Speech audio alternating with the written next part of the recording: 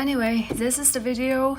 I just got up, so I had to use this beauty camera to kind of shout my eye bags and all those imperfections. I have imposter syndrome, unfortunately. So when I got up, I feel ugly. I am using this beauty camera. Disclaimer, but I look like about the same. Also, compared to last time in England when I was doing the video with exactly the outfit, the haircuts, the probably similar style room, I talked something about bipolar, and now today I want to talk about bipolar again. I think that bipolar is really not incurable. It's just you need to find the right support group that you need to help you get back on track. And for me, the best people are those who have good intentions and also don't try to go to the opposite way too far and don't play devil's advocate way too much. I think some people are trying to be quote-unquote nice to me by showing me there are other ways of doing things and they wish me to do that way instead of my own way, and they intentionally playing devil's advocate, which is really a bit annoying, as I think a little bit of banter is fun, but when it's too much, like calling people fucking psycho, it's literally brutal. Because yeah, there are psychos, but these fucking psychos that you describe are literally overcoming their traumas and a lot of their, suppression issues. They really try their best to fix themselves, and sometimes it's not even the fucking psychos, but the others around them who are being unreasonable and triggered a reaction that a normal human being would also have. So it's not a question about how to control your emotions and how you react towards others' aggression, but the question of whether or not that reaction is justified. We're talking about ending wars recently. Has anybody noticed I stopped advocating for Israel later? Because when the war just started, October 2023, right? I was traveling actually in Switzerland attending conferences, and actually the conferences I attended are Jew-led, and I really would endorse that conference to everybody because I think that was very interesting and I loved their organization, I loved their ideological exchanges, but I just couldn't imagine why they will have such aggression towards other people. But of course I relate that sort of behavior and reaction to Second World War immediately because that's what they had, right? But I feel like right now it's really the time to stop because it's been a long fight. It's been so many years. It's really the time to stop calling somebody Nazi or somebody anti-Semitic. Yeah, there does exist racism towards Jews and other minorities like blacks and Asians. And there is even reverse racism to white people. So there's racism everywhere, and this channel is all about equality for all. And we don't want Jews to feel bullied and traumatized again. So I really wish the international organizations could do something and clarify the border properly, have an intellectual solution on this border conflict, because really the root problem is defining the border. And Israel would have such aggression due to history, but really right now it's not about who is being traumatized or whatnot. It's about who wants to be this, who wants to surrender first.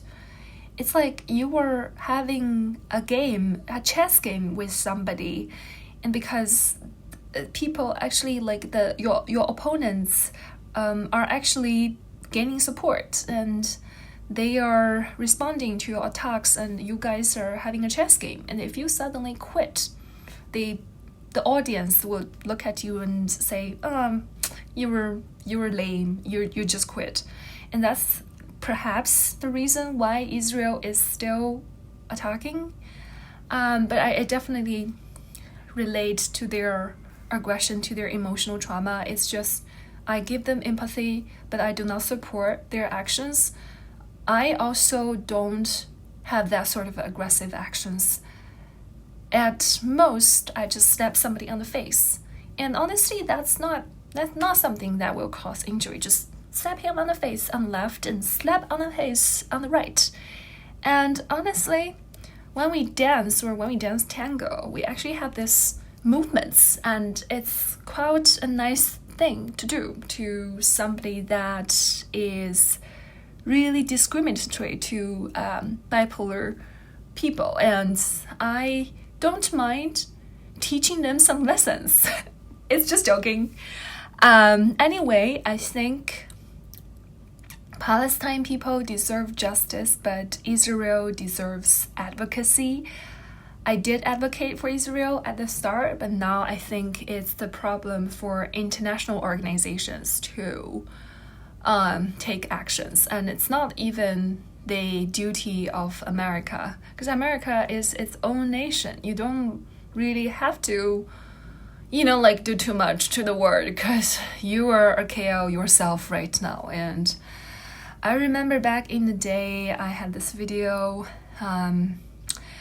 talking a lot about how Democrats are evil and why I am neutral between Kamala Harris and Trump. It's really because I don't think there was a candidate last year, and I really didn't support anybody's side.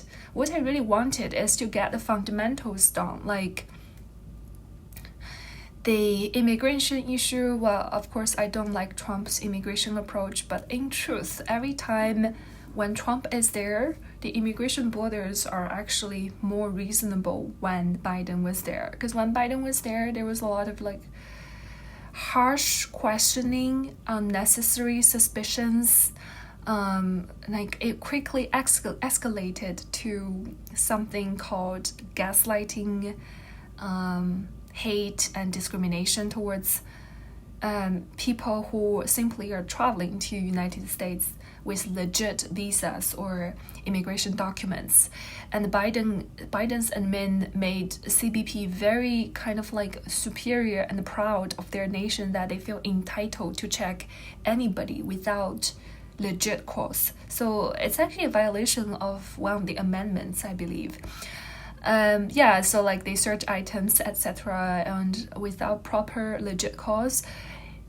And during Trump's term, it does not happen so often, actually. And I don't think the medias and the admin are telling you the truth about immigration cases during these days. I know there are people who are gonna debate with me, be my guest.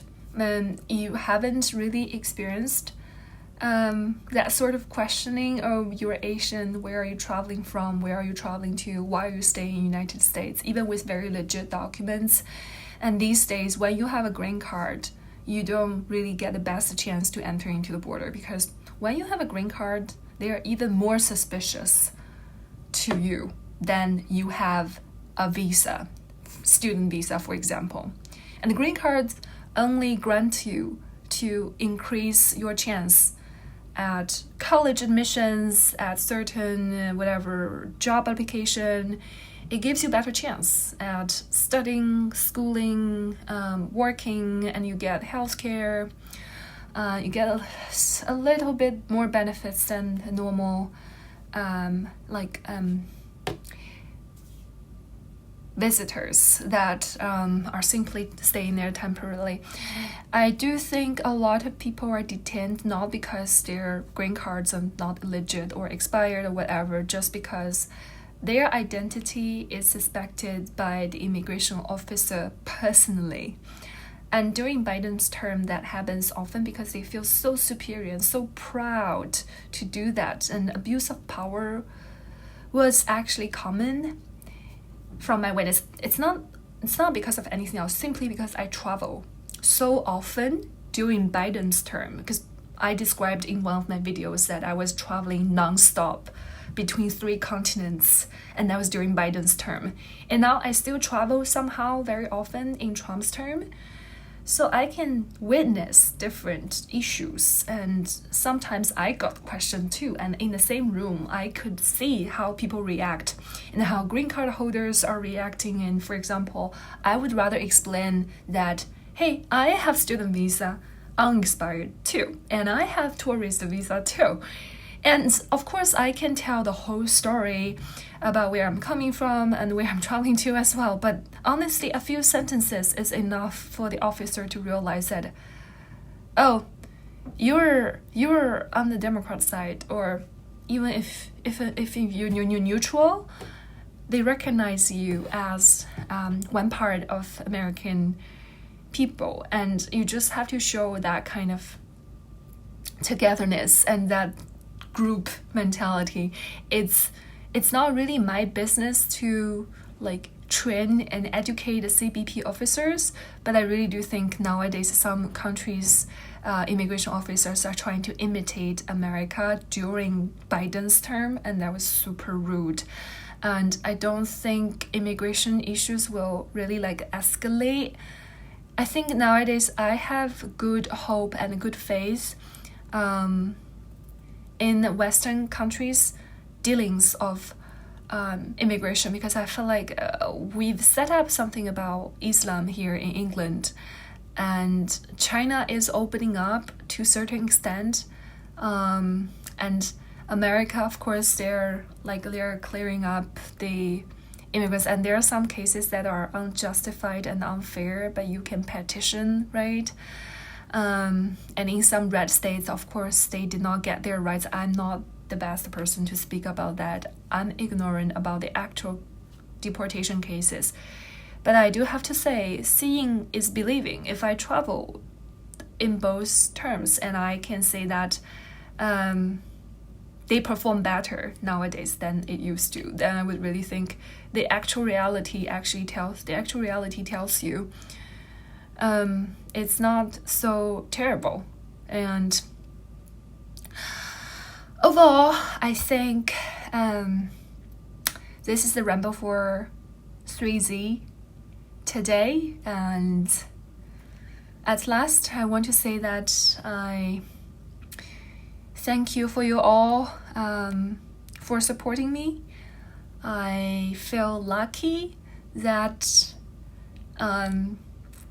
my stalker is supporting me, and it feels kind of nice that I feel I subscribed myself to some kind of protection service, but still I don't think hiding oneself is the best way to approach this. And I even think the more I talk about my approach and my proposals, the less he will show himself up to the public. And it's not